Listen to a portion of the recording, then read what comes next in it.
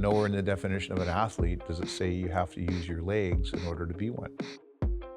There were a lot of dark years for sure before I could say I'd made that transformation. Can you tell us about the lead up to the Man in Motion World Tour? It's not being afraid of failure. If there's anything I've learned from my friend Terry Fox, failure kills some of the greatest dreams that society ever has.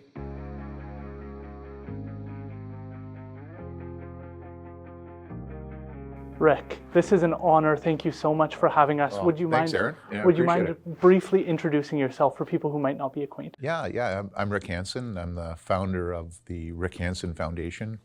And as a youngster, I was coming home from a fishing trip, and I was in the back of a pickup truck that rolled and broke my back and left me paralyzed. And that meant that my whole world had changed. Having had the experience of dealing with personal barriers internally and external barriers, I realized that I could still be a whole person and decided to move forward on my athletic career and eventually tried to pay it forward on my Man in Motion World Tour. And our foundation was then set up afterward to continue to chase a world without barriers for people with disabilities so they could achieve their full potential. And so as a leader, I continue to chase that ultramarathon of social change. I love that. The piece that I want to hone in on a little bit more is the challenge of overcoming adversity at the time. We're in a time right now where depression, anxiety, people's sense of self might be struggling, and you're such an inspiration in that way, but I'd like to humanize you perhaps a bit. What was it like during those early days after the accident? How did you grapple with that and start to change your perspective and look at it as becoming a whole person and reclaiming your identity? Yeah, that's a great point. And, as a youngster, I think I had inherited all the classic, Canadian stereotypes of what it meant in society to potentially have a disability. You really looked down on people who had disabilities. You really felt pity and didn't see much ability because in our world at that point, there were very few opportunities, and usually it was a burden on family. I also, as a teenager, I was, as you're growing up, you think your identity and your potency as a human is to be physically whole and able, and also fiercely independent.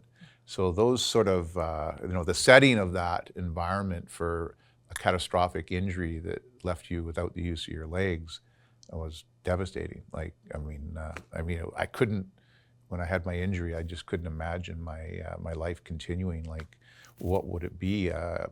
Everything that I stood for, was now rocked.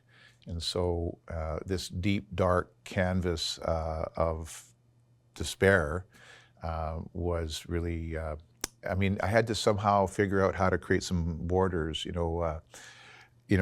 a bit of texture of color and hope and possibility. And in a pre-information age, that was a huge learning curve, and it took a lot of struggle. And so, there were a lot of dark years for sure before I could start to emerge, in a way that I could say I'd made that transformation. There's lots of different ways people go about doing that, whether they've been fired from their job or face different levels of adversity. But what were some of the recommendations you would make to others when you talk about reading books? Maybe you had some positive, influential people that you were looking up to. Maybe family members were encouraging you to take a different perspective on this. Yeah, I think the first thing is when you're in that hospital bed and you're strapped to it, and you can't move your legs, and you've been focusing on trying to wiggle your toes every single day, almost all day, thinking you could will yourself to recovery. And then after the days and then the weeks and then the months went by, which seemed like an eternity and nothing was happening, you get to a place where you're almost ready to give up the most powerful thing that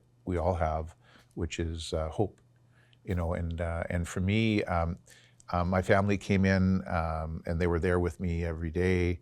I had incredible medical support, encouraging me, and there was just something inside of me. I think there was a pivot point when I actually was strapped face down in the hospital bed after I had been getting sick, and I threw up, and it was like 3 a.m. I called the call button, and the nurse never showed up, and I think they were on shift change. They missed it, and I sat there for hours just like looking at that, and the enormity of that situation was probably the most dark period in my entire life. And I think that just something the next day after they gave me something for the fever and the pain, I just kind of ended up asking the question, okay, then what can I do? You know, can I do something? And the answer was, yeah, I can still move my arms. So I asked a nurse and a physio to bring a set of rubber bands and strap them onto the side of the bed because I was still strapped in the horizontal position, and I started exercising my arms. And it's interesting how, you know, one baby step, one moment of thinking it's something I can do, all the things I couldn't do, all the pain, all the suffering were real, but I turned to the right a little bit with some hope that maybe, just maybe, I don't know what, how, maybe it will be better. Maybe it will get better. And interestingly, over time, then little steps continued and I started to feel better, stronger. But that wasn't enough because I needed to hear from others, role models, someone who had been there before me to come into my life and show me what was possible in this new world. And I had an incredible role model named Stan Strong who came into my life, and he made me realize that everything I saw in him was this sense of, like, his whole face, his persona was pure joy and wholeness. And I said, I want to be like him. Why? And I realized that for him, it was simply that he refused to yield to those circumstances. And what he did is he saw the love in life and in people. He saw that there was still beauty in the world he was in, even in the muck and the crap, and he still also saw a purpose. And he ended up manifesting that every day. And that's how he became who he was, in spite of the fact he had more of a disability than I did. And I thought, okay, then that's the key, right? It's not so much what happens to you, it's what you do with it that counts, and it's attitude and mindfulness. And I had to start to populate the canvas of possibilities. And he kind of helped encourage me to think and realize that nowhere in the definition of an athlete does it say you have to use your legs in order to be one. So, you know, it's like almost like these traps we set in our mind, right? The sense of pity that came from society, a stereotype, disability as opposed to ability. You know, now all of a sudden that was shifting. And then my own internal, everything had to be perfect, physically whole versus just the wholeness of who I was. And then secondly, you know, you look at these views of being fiercely independent versus interdependent. And that was the other part for me going home, was trying to start to adjust to those, you know, more social realities, you know, in the context of who I was, like accepting help. Yeah. Okay, so the other piece, just on that note, that I'd like to explore a little bit further is how you go about taking in information, because you mentioned society during that period had very kind of a clear perspective on it, and maybe people think they're doing the right thing. Maybe they make comments and they go, oh, like your world's changing. You're like, they may be like pushing their perspective onto you, and to not let that in, but to let certain voices that are giving that spark of information and inspiration in. It's hard to figure out who to listen to in those moments. How did you go about doing that? Yeah, I think I stumbled into it. You know, I don't think I had any kind of formula, but I think what I would do is I would actually start to source back pain. Where's the pain coming from? And you know, and of course, you know, the biggest pain that was coming from me was that I didn't see hope or possibilities, and I had to learn what was possible. And I also had views that I had to be independent on my own world, but that created a trap, and my pain wasn't coming from the fact that I couldn't use my legs. It was that I was sitting in a pickup truck, you know, on a beautiful warm summer day, having drove my friends to a little place we love to swim, and they went down a trail and had a great time while I sat in the truck pouting because I wouldn't accept help to go down that trail with them and experience that great moment. And that pain was where it was coming from my attitude and my view, not the fact I couldn't go swimming. Right. It was, I had to accept help, and I had to be okay with that, and I had to realize that everyone needs help. We're all interdependent on each other, and it's not a burden, it's actually an ability to give someone a sense of meaning and purpose, because we all are human and we want to help. We want to make a difference, and to be given that opportunity is empowering. And so the burden, shifted to a sense of agency, being the CEO of my world and being able to ask for help, and that was powerful. But then every once in a while, someone would come and they would offer help, and you'd get a little frustrated. Like, you're going up a steep hill and you want to get there on your own, and just near the top, somebody comes up and offers help, and like once in a while, you say sure, not that you need it, but maybe you have a sense that would give that person a little bit of a boost in their life to be able to make a difference.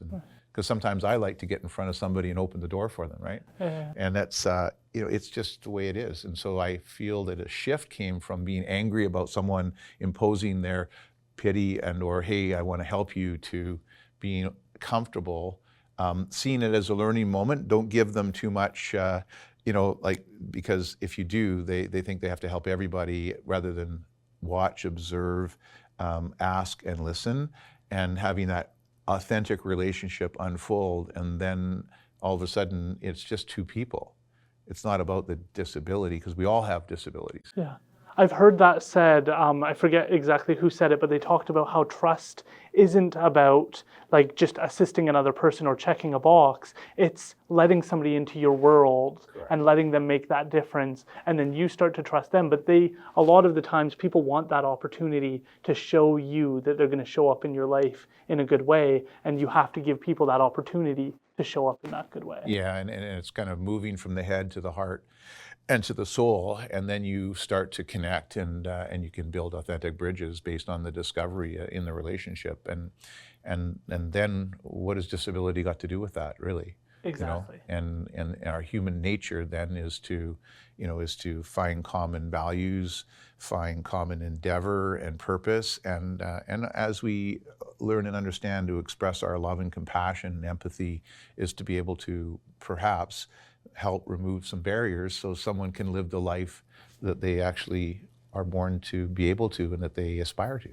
So you go through this like mental transformation on that perspective, but to not only do that is a feat, but to go on and to try and play it out to its most extreme end, to try and make a difference in other people's lives, to turn this into a movement that inspires others. When did that further pivot come in?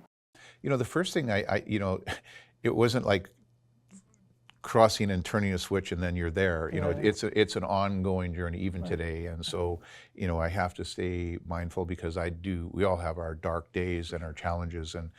But I think that the reality is I started to realize that I was, by focusing on my own kind of purpose and journey and ability, and trying to remove barriers, that it naturally kind of radiated out, and I would have people coming to me saying like, wow, how did you do that? And maybe I can do it in my life. And like my phys ed teacher at UBC, Dr.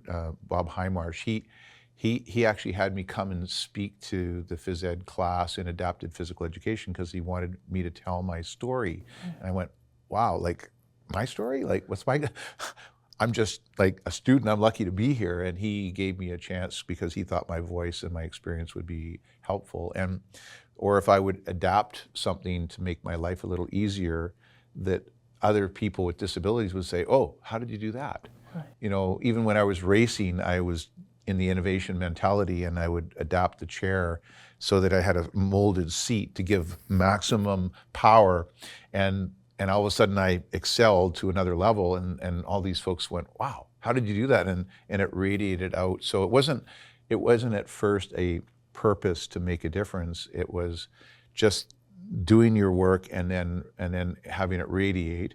And also when you're trying to do your work, realizing that you're lucky and grateful because so many people were coming to me, helping to remove barriers in my life, whether it be grants, to get equipment, or, Stan Strong, who was a manager of our wheelchair basketball team, who then inspired me to say, if you're gonna be on our team, people like the great Eugene Reimer from Abbotsford, who is Canada's Outstanding Male Athlete of the Year with Karen Magnuson in '72, they were on this team, and he said, if you're gonna be here, I want you to pay it forward. I want you to recruit, get other folks. And so I ended up meeting Terry Fox and recruiting him to come to the team. And then, we needed more money, and then he encouraged me to get involved in raising funds for the team. And we were wanting to create awareness, and then I was getting involved because I was in physical education, and I wanted to, kind of encourage youth to think positively about people with disabilities. And so it was a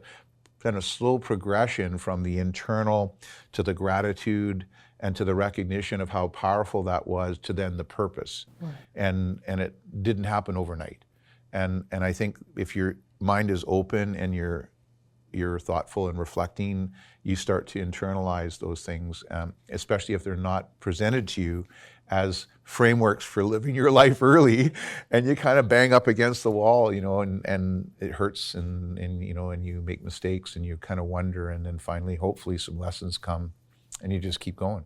I'm not a big energy guy, but when I think about like somebody who's surrounded by maybe negative influences, maybe they want to be the first to go to university in their family, and everybody's like, you can't afford that. How are you going to pay for that? You're not going to be able to get there. Like, they're all kind of discouraging that person. Mm-hmm. Can you talk to me about the energy that's created when people aren't trying to be a barrier? They're trying to go like, okay, that's an idea. What if we tied it in with this? What if we did, like, that's a whole movement in and of itself. And you're creating energy by all of your inspiration and desire to make a positive difference. Like, did you see that going on in everybody, that they all had like a similar value and a direction they wanted to go? I as early as I can remember, and I think part of it is, I don't know, maybe it's your family environment with, my parents and my grandparents and my uncles, and I was surrounded in the first 6 years in Port Alberni, where I was raised, always on an adventure, always,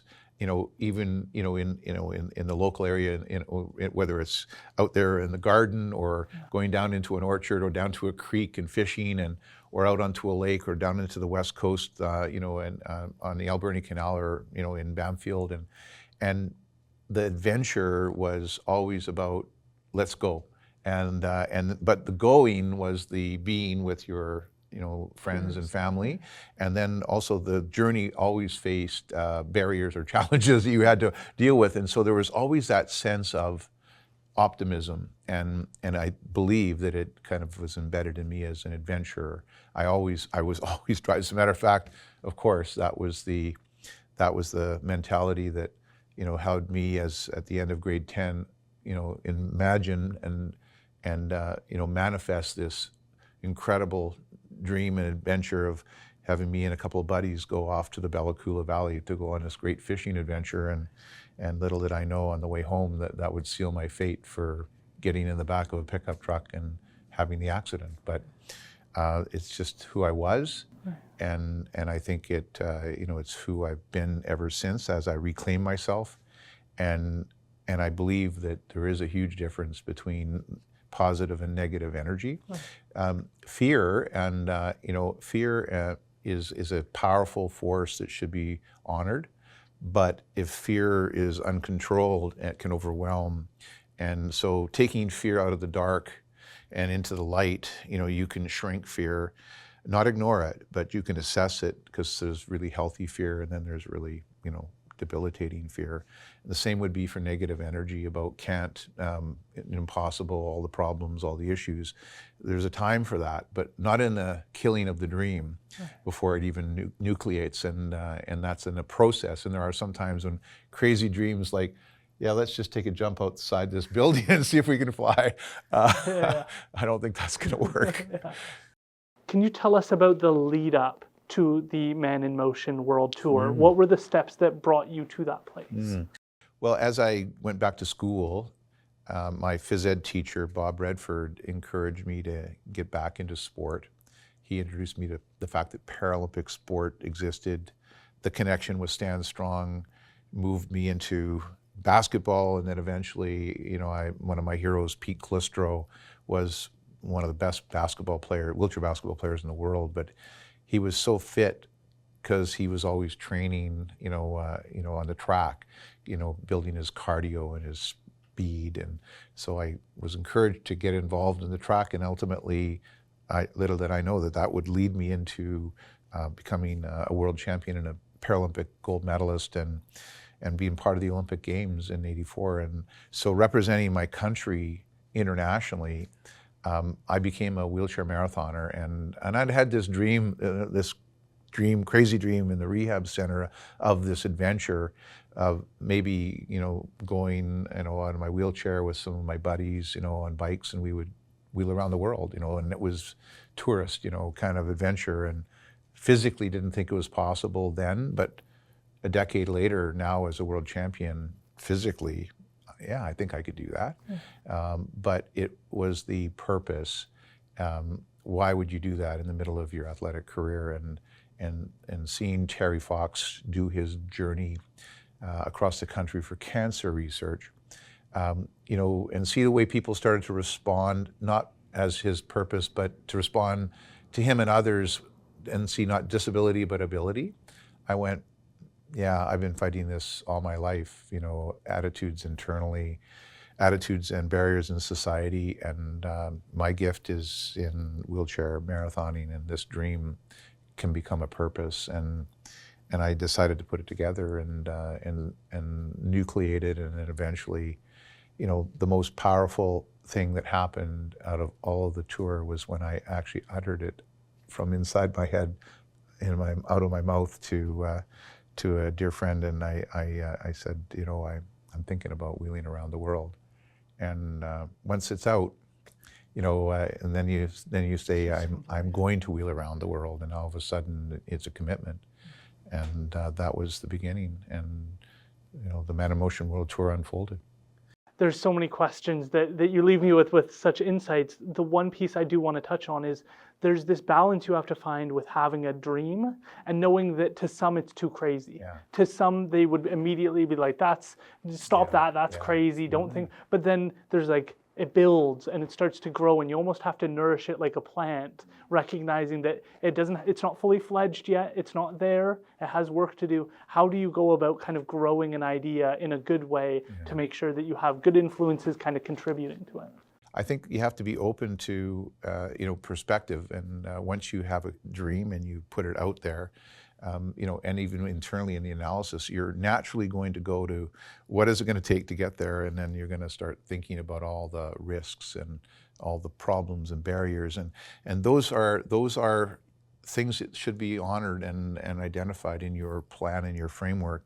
And there is a difference between taking risks and being reckless. And being reckless is not looking at some of those really fundamental barriers and or fears and determining that's a bridge too far.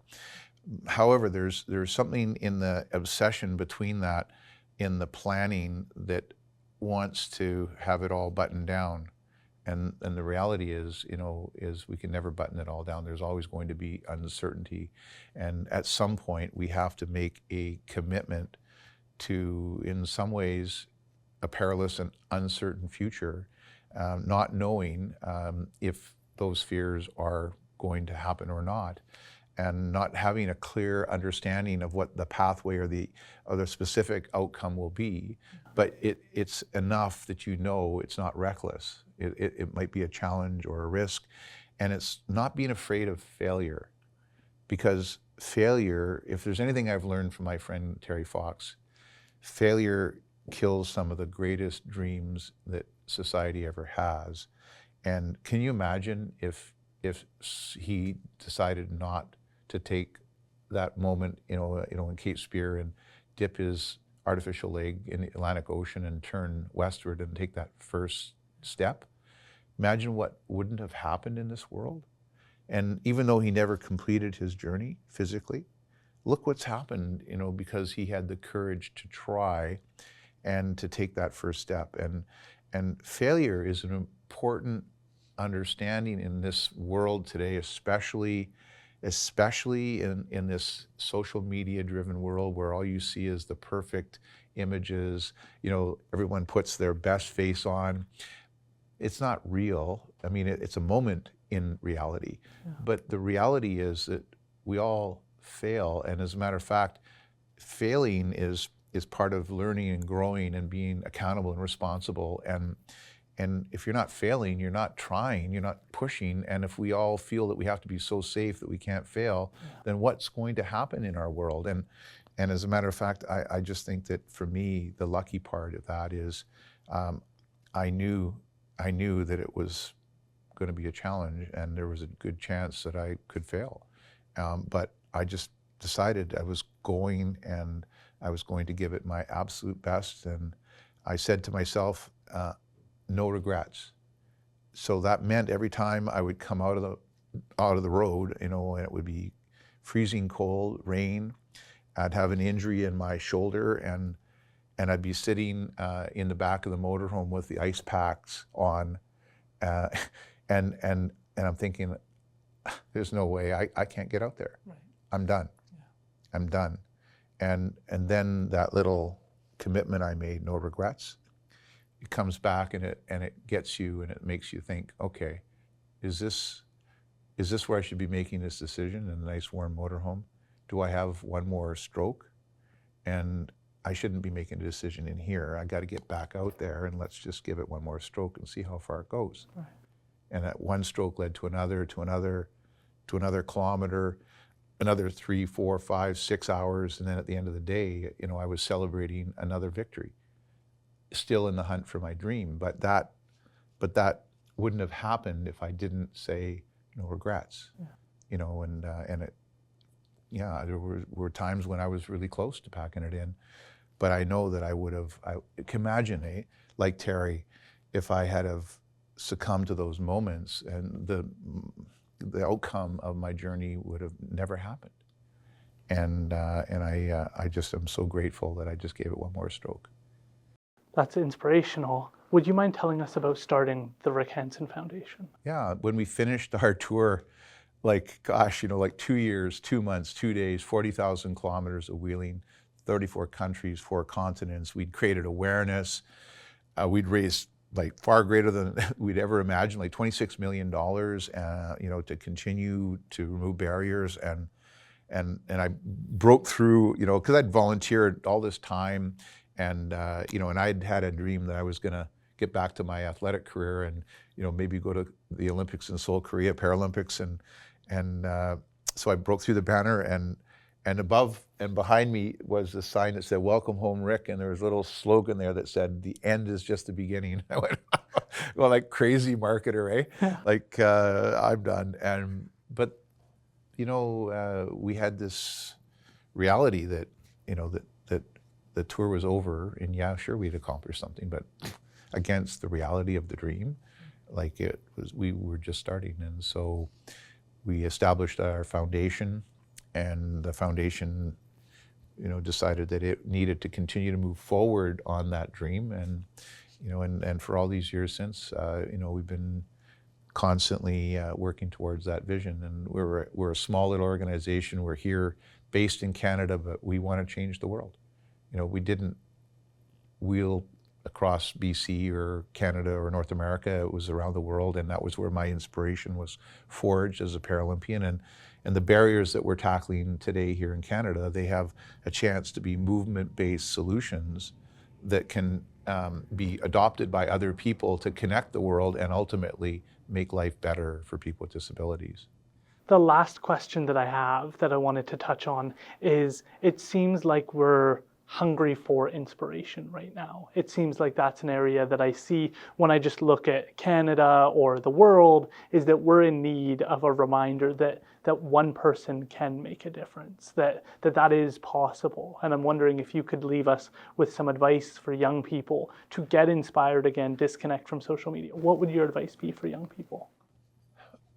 I would say for me, the most important thing is what I've gathered in the years that I've been on my journey is that there's a lot more goodness out there in humanity than there is bad, that we need to look for it more these days because the bad seems to come up to front and it tends to make us feel a false sense of being disillusioned. It creates anger and frustration. And I would say, let's look for the good.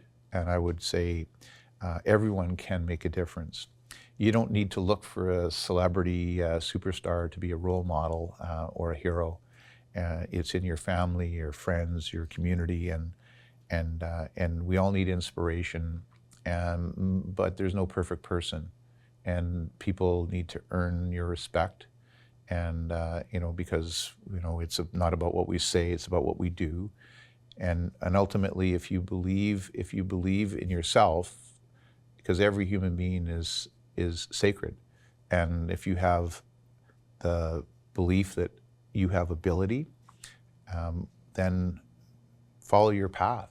And there's no absolute comparison because at the end of the day, your path is your path, and you can live out your values. You can manifest whatever goals and dreams that you think are important, and you can contribute to help make your family or your community or your country or your world a little better. And big, massive movements or accomplishments are actually always the aggregation of thousands, if not millions, of tiny acts of contribution as team members. And so you don't have to always be a leader. You can be a team member and really have a powerful impact. And so I believe that, in this world today, more than ever, we need to be able to see that hope and of a world that's healthy and inclusive and respectful and inclusive to everyone who happens to have difference, because in the core of it, in our humanity, we're all the same. You're absolutely an example of that. Thank you so much for being willing to do this. It's been an absolute honor. Yeah, thank you. Appreciate it, Aaron. Can you tell people how they can connect with the work you're doing and follow along? Yeah, if they want to join our movement, they can look us up at rickhansen.com, and we're always looking for barrier busters, people who can, get involved, or people who can actually demonstrate, the fact that you can live, positively with a disability and be an ambassador. You can make financial contributions or be a partner. So we really look forward to the future. It's never been a more optimistic, brighter period, and I believe my best work's still in front. I couldn't agree more. We have so much more to discuss in the future. I hope to have you back on to discuss fish conservation and all of that work, but thank you again for today. Yeah, thanks, Aaron.